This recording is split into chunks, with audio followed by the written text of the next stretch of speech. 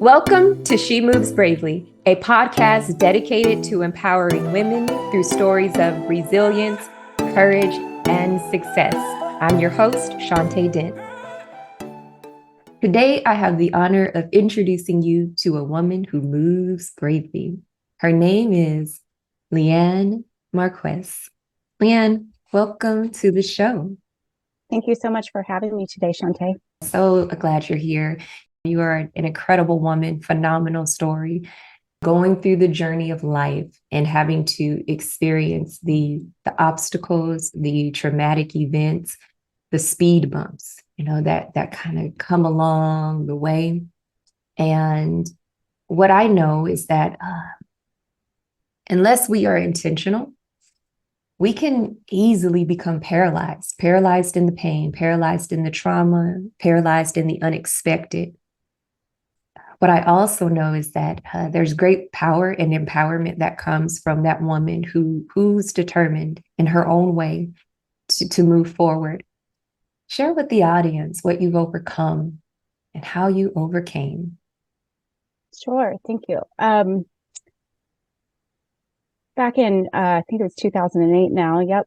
I was about 31 years old and I had two little girls. They were 4 and 2, just kind of minding my own business. And I had a surprise pregnancy and, which was fine.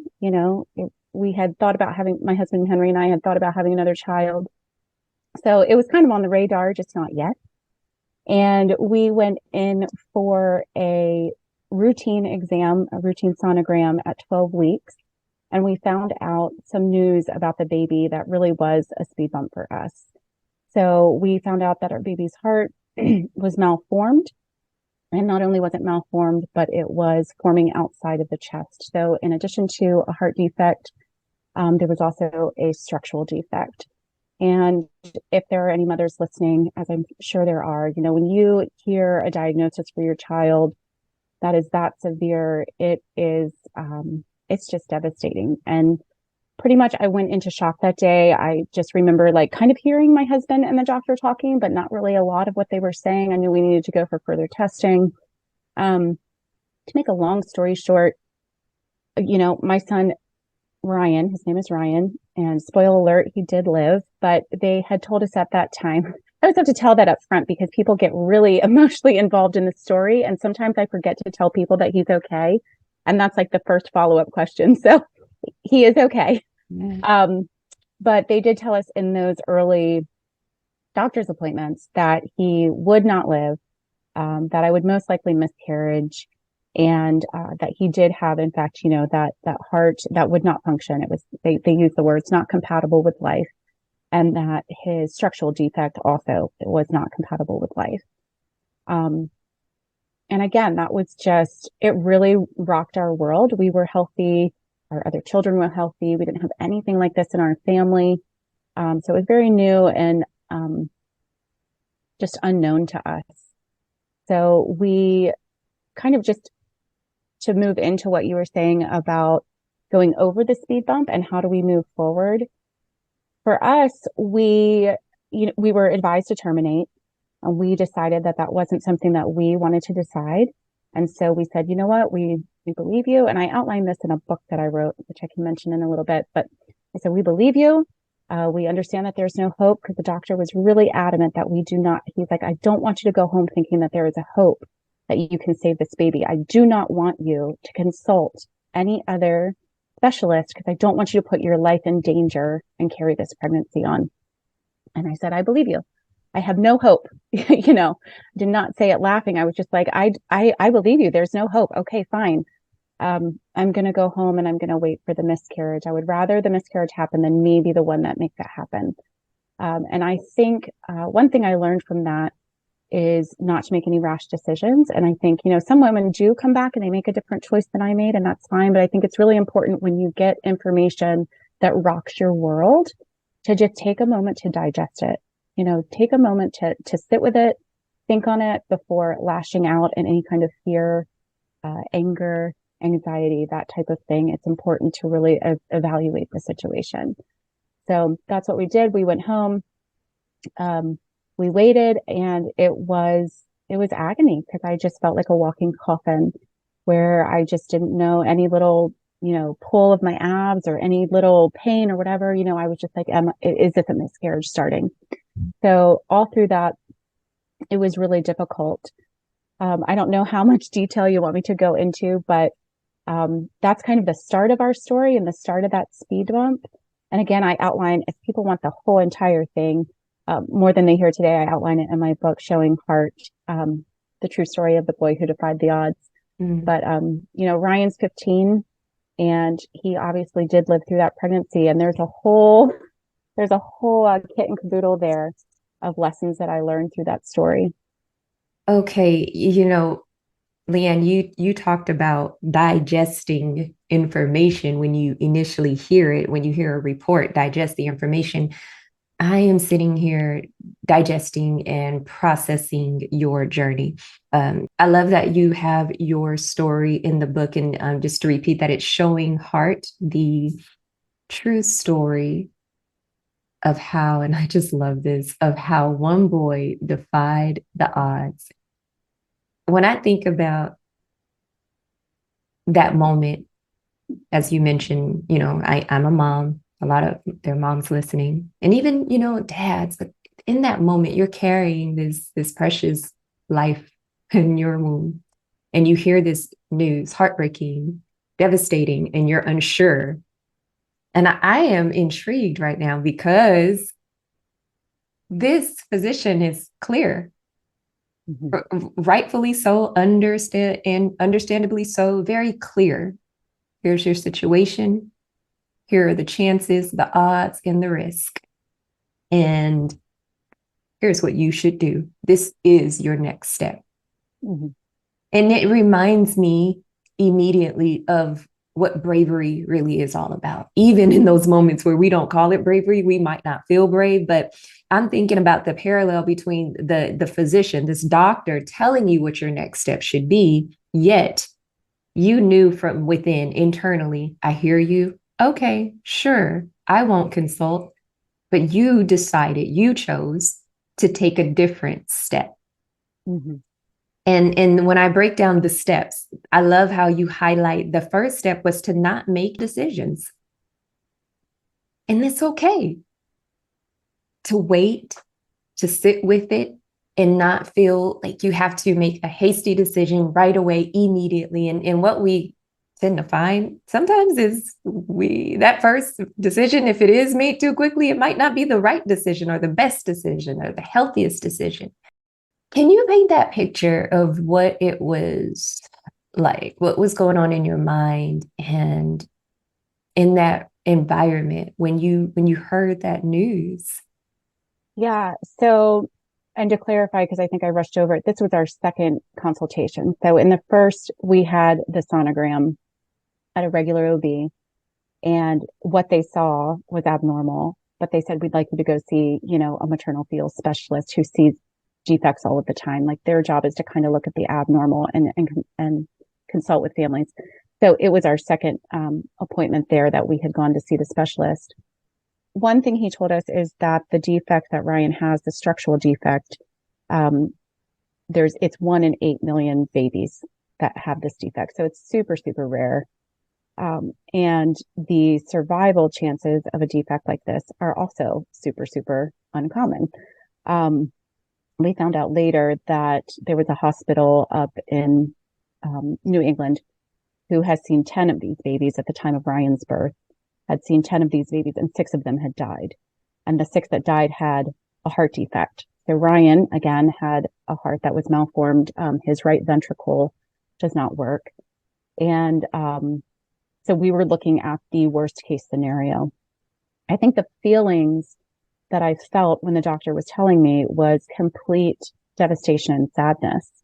I trust, not only did I trust what he said, but even today, I trust that what he was saying was the correct information, right? Like, I don't think he was trying to mislead us, and I don't want to vilify him at all. I think what his intentions were is he knew what the outcome had been multiple times, 100% of times actually, with babies with heart defects and the structural defect. Ryan's the first that we know of in medical history that had survived a combination of both. Incredible. So again, I don't think he was being misleading or I want to say unloving. Like I think he was Yeah, actually trying to care for us for and sure. saying, this is going to be the outcome. And because this is going to be the outcome, you're a healthy mom. Why would we put your body through undue, just pressure of having a pregnancy? Mhm. Why would we put you through the emotional turmoil of carrying the baby longer and having a miscarriage? Things can go wrong during miscarriage. You can get sick from, if the baby doesn't come out, the tissue doesn't come out, all of this stuff. He's thinking of all of the medical and emotional ramifications of carrying this pregnancy forward. And he's giving us his best advice.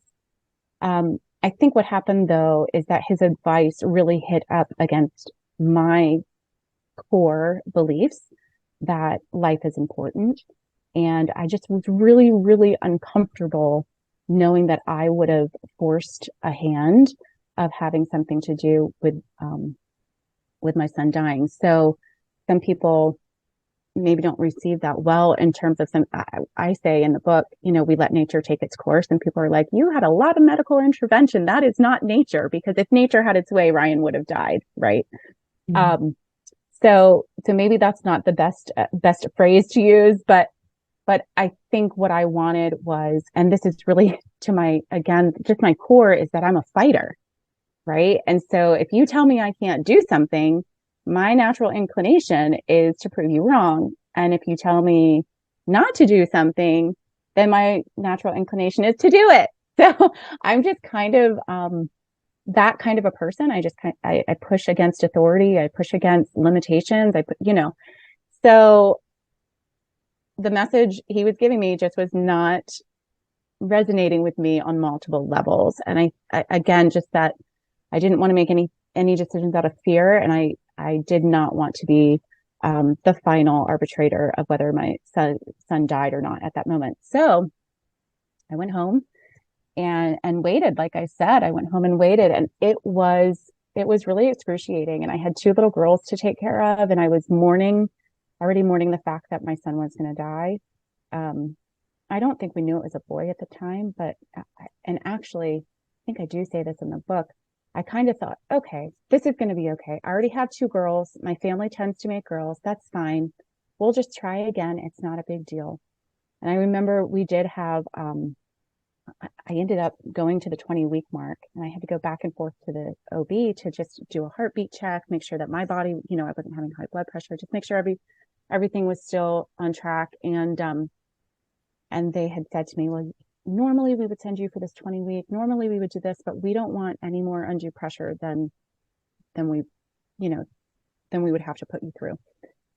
And I really thought about it, and I was like, I want to know what this baby is, because I want to name it. I want to, I want to bury it, and I want to honor the life that it has, even if it never breathes its first breath. So I remember going to the 20-week sonogram and them saying it's a boy. And I was just like, oh my gosh, it's a boy. Please don't take my son. Please don't take my son, Lord. Please don't take my son. And Mhm. having a new wave of grief of that idea of I had grieved a girl and I was okay with it. Mhm. And now another little speed bump of just not being okay with, I don't have a boy yet. And I Yeah, don't want you to take my only son, look at that. Look Yeah. how that unfolded. It's like it increased your tenacity and your fervency, that will to fight for your son's life. Mm-hmm. And what I hear is you went against the grain, and you went against the grain, and definitely understand, and you appreciate the support from your doctor, the nurses, the team Mm-hmm. that was fighting for your life. That's clearly what their goal is, to ensure that you live a healthy life. But I am inspired, because when it comes to those brave moves or those shifts from within in our mind, in our faith, I mean, the reality is we have the feelings of uncertainty, the emotions where we don't know. The unknown it's a scary place.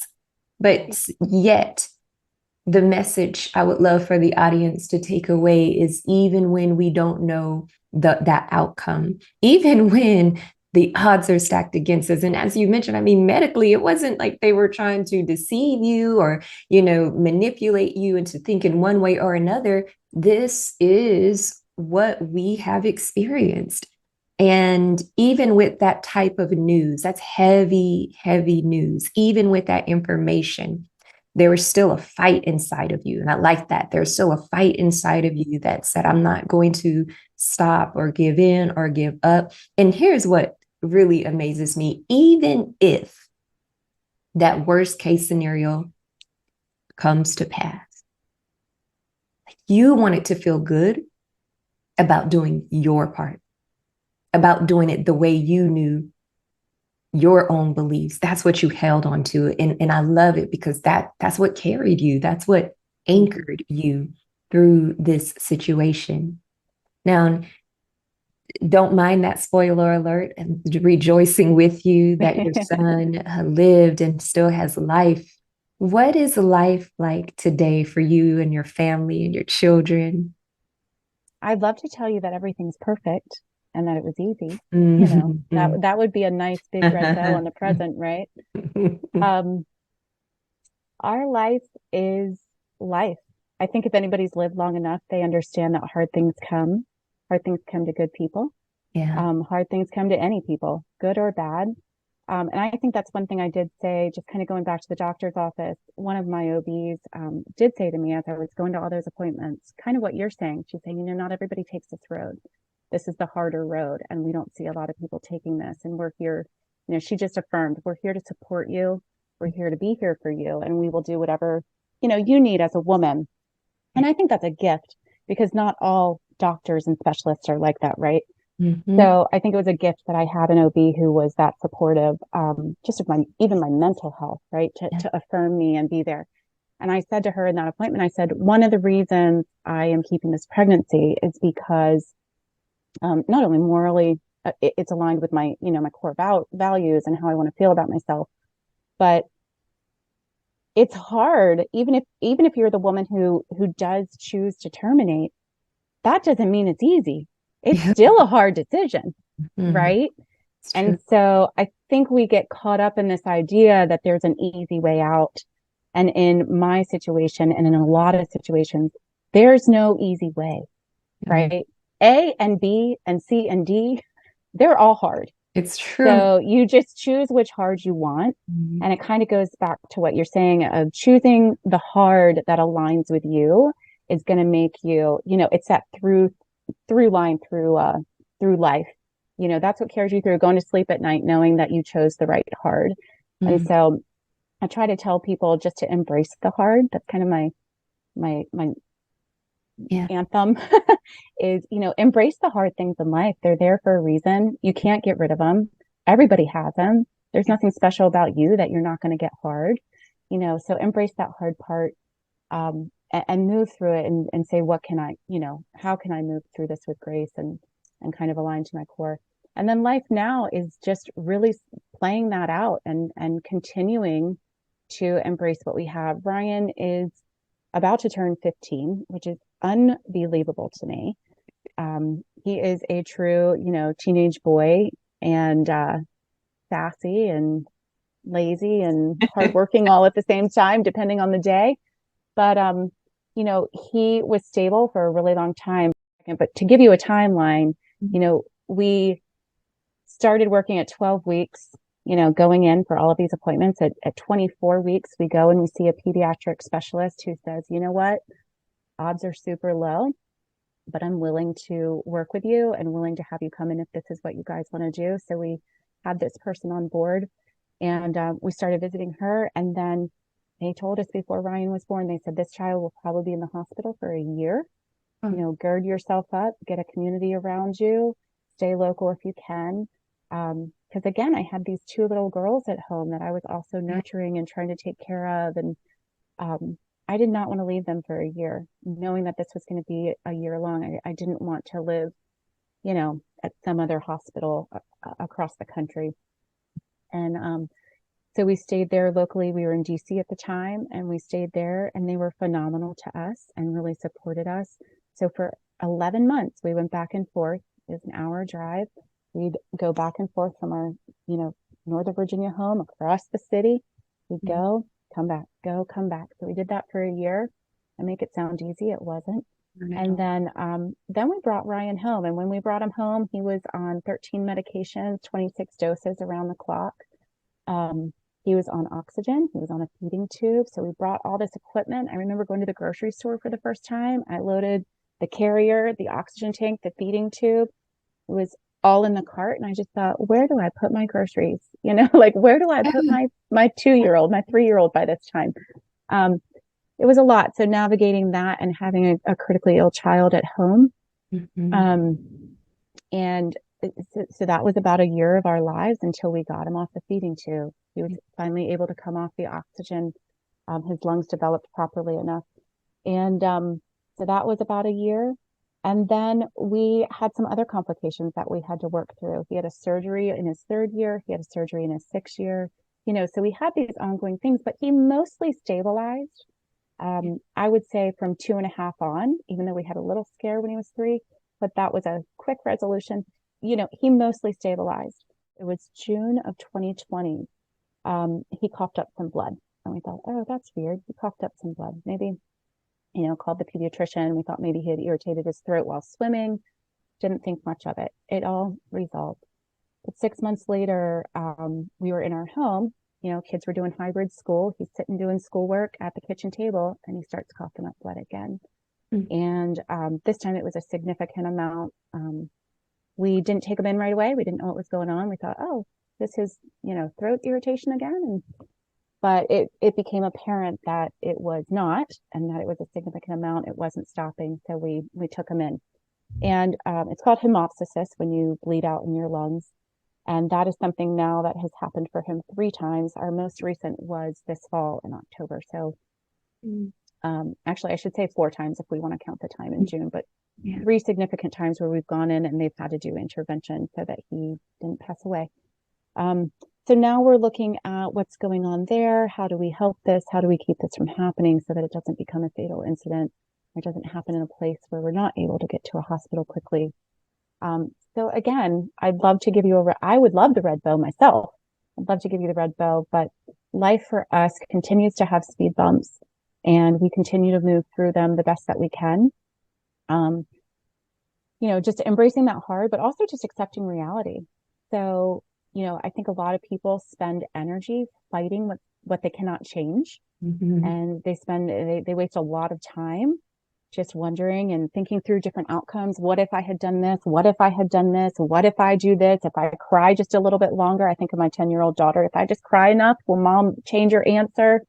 And many times the reality is that it's not going to change. So what we try to do is just accept our reality and then ask ourselves, what now? So this is our reality. What can we do now? And I think that opens us up to that growth mindset and that being able to move through things and saying, okay, I have myself in this little box, and I think that everything has to work out perfectly for me to have a perfectly wonderful, comfortable life. It's not going to happen. But when I open the box and say, what now? It opens a plethora of avenues that I can try. And maybe all of them aren't going to work. But maybe if I think hard enough and long enough, there's something that'll work not to fix the issue, but to get me through it. And how can I get through this the best we can? That's powerful. It is something about that growth mindset that definitely opens the door to creativity. And it's comforting to hear that you and your family have embraced that mindset, because in the midst, as you mentioned, of this is ongoing. It's not like I get to wrap it up and say, here you go, Shantae, we're all done. All right. This is an ongoing journey to ensure that your son remains healthy and that there is a plan in place in the event of, and yet you're living, making the best of what you have. How can we make adjustments and change our perspective and enjoy every moment of our lives? And that is hard work, but you're doing it. You and your family are doing it together. And I commend you, Leighann. I commend you, because we often hear those stories of this is what happened then and it's over and I'm doing something different and here's my new chapter of life. And just a reminder that sometimes it's not the end, period. It's a comma. We turn the page. We're in the same situation. We just learn how to navigate differently. It's inspiring to see you, to hear you. I admire your story. We admire you. How can individuals purchase your book? Yeah, you can go to Amazon. I'm pretty sure it's on Barnes and Noble too, and just search it up. Again, Showing Heart, the true story of how one boy defied the odds, or you can search my last name. I'm also on Instagram if people want to find me there. I coach. So if people are struggling with resilience or something that they're having a hard time seeing, just kind of a new way or a new perspective to look at how they can get through something. I'm a resilience coach, certified. So lots of ways to get connected. I'd love to connect with anybody. And if you're certified in anything, Leighann, that would be it. Certified as a resilience coach. As we end our time together, I would love for you to share a few golden nuggets for that family, that mom who is caring for a child who is ill. And so, how would you encourage that mom to navigate through a situation where she feels like, hey, this is not the exact answer to my prayer? This seems as if it's an ongoing journey or heartache. What would you say to encourage that woman? Yeah, I think so. A couple of things, like if you think of the mind, body, and soul, um, for your body, you really need to take time for yourself. I think through Ryan's story, it was 2.5 years that were really ruling for me. And I think even new moms, if you even if you have a healthy baby, you know, in the beginning it can be difficult. So we find ourselves in these seasons, and just finding pockets of time where you can ground yourself, um, where you can take care of your body and what that looks like for you. For me, I really need to work out. I need to move my body or I get tight, all that stuff to release the cortisol. Um, and just don't get in a place where I was, which was adrenal fatigue. Um, take care of yourself and have a community around you, trusted friends who can come in and accept the help. People want to help. Yeah. People are offering you help, and a lot of times they won't know how to help you. Laundry, cleaning the house, watching the kids for a couple hours while you take a nap, or get in that self-care of walking around the block by yourself or whatever you need, listening to a book, reading a book. And meals. People are really happy to send meals or make meals. So learn to accept help. It's really humbling. I would say before having Ryan, I was super independent. Thought I could do everything myself. I have trauma in my background. That's a normal trauma response to be like, I'm going to take care of myself because nobody else did it. Right. Yes, it But is. guess what?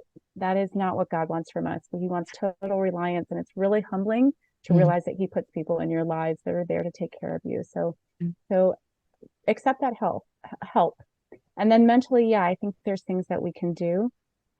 Just embracing that hard, accepting reality. And then I like to speak truth to myself. And for me, that is a lot of Bible verses. The Lord has plans for me that are good and prosperous. And not just that, because I think it's easy to say that rote, but when we are in the trenches, he promises to be with us. Yes, He promises to move through us, move through that with us. And when you've experienced that, you Mm. realize that those are not just words, Oh, that come they on are now. super life-giving. That's where our Um, strength comes from. Yes. yes. So speaking the truth to yourself is really important. And on that, understanding the lies or maybe a message that we're believing. So we talked about that box and how we put ourselves in a box and it has to be this way, and understanding that's a message that we're believing that just isn't truth. So maybe we need the help of a friend or the help of a pastor, or help of a coach or a counselor who can help us open the box and see what messages we're believing that aren't truth and what is the truth that we can speak to ourselves. And then really embracing hope. Yeah. So for me, that is a faith-based journey, embracing, and that comes to the spiritual side of us. Just how do I ground myself all of the time in the word and in the Lord so that he can carry me through? And for somebody else, maybe it's meditation or Mm. exercising or whatever, moving their body. But again, just that mind, body, and spirit, taking care of ourselves so we can take care of others. Because it's Yeah. hard. It's really hard when, Yeah. when the season does not seem to be Mhm. changing and it's a long season. You really do have to take care of yourself. Yes, indeed. I 100% agree, wholeheartedly agree. Well, Leighann, you are I keep saying it, is an incredible, phenomenal woman. Your journey, I know, is an inspiration to all of us. We might not be on that exact journey, but we all have our stories. We're all working through something, looking to take one step to move closer to an area of freedom, move closer to a goal, move into this growth mindset.